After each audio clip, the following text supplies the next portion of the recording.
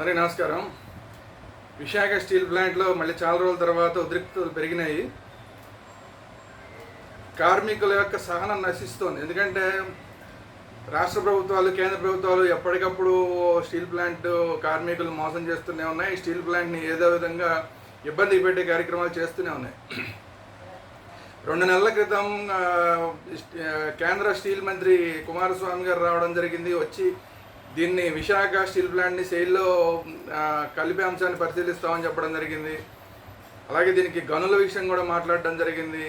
దీన్ని ఇప్పుడు ప్రస్తుతానికి అసలు ప్రైవేటైజేషన్ చేసే ఉద్దేశం లేదని మాట్లాడటం, ఇట్లాంటివన్నీ చాలా జరిగినాయి. జరిగిన తర్వాత అందరూ కూడా కొంచెం ఉత్సాహపడ్డారు. మళ్ళీ మన స్టీల్ ప్లాంట్ మనకి దక్కుతుంది, విశాఖ ఉక్కు, ఆంధ్ర హక్కు ఏదైతే ఉందో అది నెరవేరుతుంది, ఇది మళ్ళీ ప్రైవేటైజేషన్ అయిపోకుండా ఆంధ్ర ప్రభుత్వం అంటే ఆంధ్ర ప్రజల హక్కుగానే ఉంటుంది అనేది అందరూ ఆశపడ్డారు.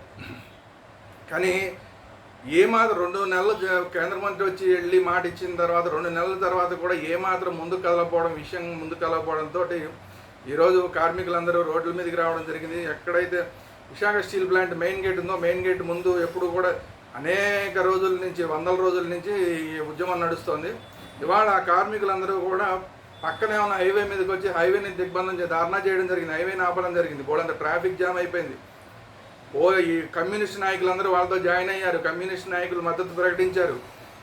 తర్వాత స్టీల్ ప్లాంట్ కార్మికులు మా బతుకు బస్టాండ్ అయిపోయింది అన్నట్లాగా అనేక రకాల రూపాలతోటి నిరసన తెలియజేశారు.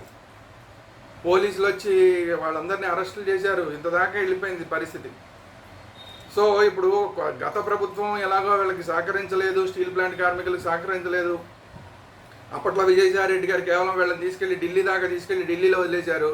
అక్కడి నుంచి మళ్ళీ పట్టించుకోవడం మానేశారు.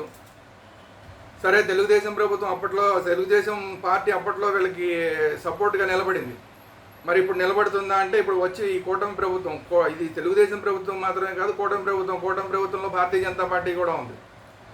గతంలో టీడీపీ వీళ్ళకి సపోర్ట్ చేస్తామని ప్రకటించింది. ఆ టీడీపీ ఆధ్వర్యంలోనే ఇప్పుడు ప్రభుత్వం నడుస్తుంది. చంద్రబాబు నాయుడు గారి ఆధ్వర్యంలో 3 నెలలు అయిపోయింది. దీని మీద విశాఖ స్టీల్ మీద పక్కాగా ఏమీ డెవలప్మెంట్ రాలేదు. ఇందులో భారతీయ జనతా పార్టీ ఒక పార్ట్నర్గా ఉంది ఆంధ్రప్రదేశ్లో.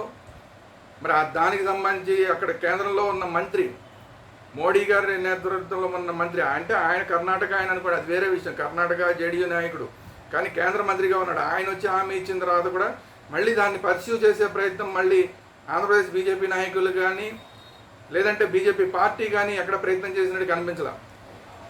నెక్స్ట్ జనసేనకి సంబంధించి కూడా పవన్ కళ్యాణ్ గారు ఎప్పుడోనే దీనికి సపోర్ట్ చేశారు. కార్మికులందరూ మా వెంట ఉంటే మీకు సపోర్ట్గా నేను ఉంటా అన్నారు. సరే, ఇప్పుడు ఆయన ఉప ముఖ్యమంత్రిగా ఉన్నారు. ఉప ముఖ్యమంత్రిగా ఉన్న పవన్ కళ్యాణ్ గారు వచ్చి కూడా 3 నెలలు అయిపోయిన తర్వాత కూడా ఇప్పటిదాకా కన్స్ట్రక్టివ్గా ఏ కార్యక్రమం జరగల. విశాఖ స్టీల్ ప్లాంట్ని ఏమాత్రం ప్రైవేటైజేషన్ చెయ్యము అనటం కానీ లేదంటే దీన్ని సెయిల్లో కలిపేయడం కానీ ఏది జరగల. అంటే మాటలు మాత్రమే వస్తున్నారు తప్ప చేతలు లేవు. దానివల్లనే కార్మికుల అసహనం పెరిగిపోతుంది. కాబట్టి ఇమ్మీడియట్గా ఈ అంశం మీద దృష్టి పెట్టాల్సిన బాధ్యత చంద్రబాబు నాయుడు గారికి ఉంది, పురంధరేశ్వరి గారికి ఉంది, అలాగే పవన్ కళ్యాణ్ గారికి ఉంది. ఈ ముగ్గురు కలిసి కేంద్ర ప్రభుత్వంతో మాట్లాడి దీన్ని ఒక కంక్లూజన్ తీసుకురావాల్సిన అవసరం. దీన్ని ఇమ్మీడియట్గా సెయిల్లో కలపడం, దీనికి ప్రత్యేకించి గనులు కేటాయించడం, ఇలాంటివన్నీ చేయడం. అది కాకుండా దీని మీద ఆధారపడిన వాళ్ళు ఉన్నారు. ఎందుకంటే నిర్వాసితులు ఉన్నారు. నిర్వాసితులకి ఎప్పటి నుంచో ఉద్యోగాలు ఇవ్వలేదు. వాటిని ఇచ్చే కార్యక్రమం కూడా ఇమ్మీడియట్గా చేపట్టాలి. ఇన్ని అంశాలు దీంట్లో ఉన్నాయి. కాబట్టి మధ్యలో ఇందులో కొన్ని స్థలాలు అమ్మేస్తామని చెప్పి నోటిఫికేషన్లు వచ్చినాయి. ఇలాంటివన్నీ జరుగుతూ ఉంటే చంద్రబాబు నాయుడు గారు మౌనంగా ఉండటం సబబైన విషయం కాదు. పవన్ కళ్యాణ్ గారు సైలెంట్గా ఉండటం సబబైన విషయం కాదు. అలాగే పురంధరేశ్వరి గారు సైలెంట్గా ఉండటం కూడా సబబైన విషయం కాదు. కాబట్టి మళ్ళీ ఈ ఉద్యమం అనేది ఉధృతంగా పెరిగితే మళ్ళీ రాష్ట్ర ప్రభుత్వం మీద వ్యతిరేకత పెరిగే అవకాశం ఉంది. ఆ పరిస్థితులు రాకుండా ముగ్గురు నాయకులు కలిసి కేంద్రంతో మాట్లాడి ఇమ్మీడియట్గా దీనికి ఒక పాజిటివ్ కంక్లూజన్ని విశాఖ స్టీల్ ప్లాంట్ కోసం తీసుకురావాల్సిన అవసరం ఉంది. విశాఖ కార్మికులకు భరోసాని ఇవ్వాల్సిన అవసరం ఉంది. ఈ వీడియో కనుక మీకు నచ్చినట్లయితే మన ఛానల్ని వెంటనే సబ్స్క్రైబ్ చేయండి. అలాగే ఒక లైక్ ఇవ్వండి. మీకు వీడియో నచ్చితే లైక్ ఇవ్వండి. ఇప్పుడే ఫస్ట్ టైం మన ఛానల్ చూస్తున్న వాళ్ళైతే ఇమ్మీడియట్గా సబ్స్క్రైబ్ చేయండి. అలాగే మీ అభిప్రాయాలు ఏవైతే ఉంటాయో వాటిని కామెంట్ రూపంలో తెలియజేయండి. పవన్ కళ్యాణ్ గారు దీని మీద మాట్లాడాలా వద్దా?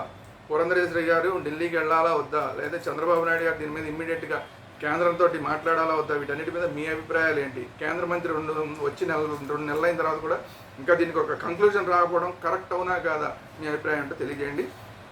ఫస్ట్ టైం చూస్తున్న వాళ్ళు ఒక సబ్స్క్రైబ్ చేయండి, వీడియో నచ్చితే ఒక లైక్ చేయండి, ఇమీడియట్గా మీ అభిప్రాయాన్ని కామెంట్స్ రూపంలో తెలియజేయండి. ధన్యవాదాలు.